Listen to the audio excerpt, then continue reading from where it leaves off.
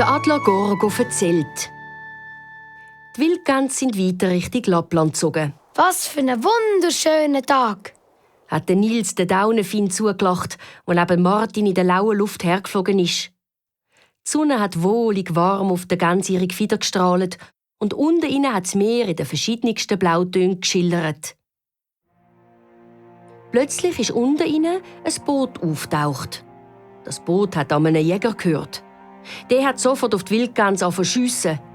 Die Vögel sind kreischend auseinandergestoben. In dem ganzen Tumult hat sich der Nils Holgersson nicht mehr auf Martin seinem Rücken heben und ist zappelnd ins Meer gestürzt. Die salzige Wellen haben den Nils hin und her geschleudert und immer wieder unter Wasser gezogen. Der Nils Holgersson hat gemeint, er müsse sterben. Zum Glück hat der Jäger ihn schnell aus dem Wasser gezogen. Der Jäger hat einen triefend nassen, gelben Regenmantel angehabt und ziemlich nach Wein gestunken. Was haben wir denn da? Hat er gelacht und den Nils mit zu sich heimgenommen. Dort hat er ihn in einen grossen, eisigen Käfig gesperrt. Der Nils war todtraurig. Jetzt komme ich doch nicht nach Lappland. Und auf den Martin kann ich auch nicht aufpassen. Hat der Liesling vor sich angeschluchzt. Im Käfig waren noch andere Tiere eingesperrt. 2 Adler, eine Möwe, ein Spatz und ein Habicht. Und der Nils hat seinen Augen nicht getraut, wo er in einer dunklen Ecke vom Käfig genau den Adler entdeckt hat, wo ihn zurück zu den Wildgänsen gebracht hat.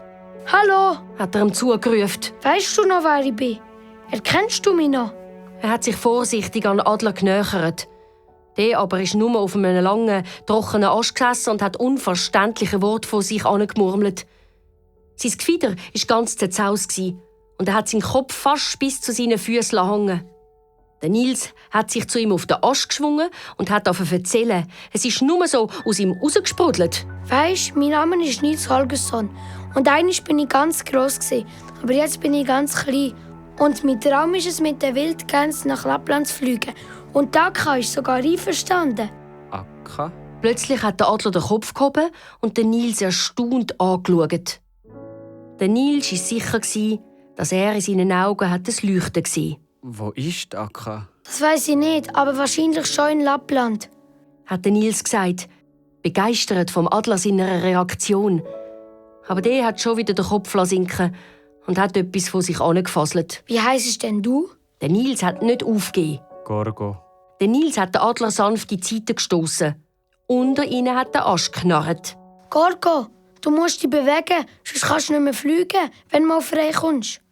Aber der hat nur in die Leere gestarrt. Wir kommen nie mehr frei.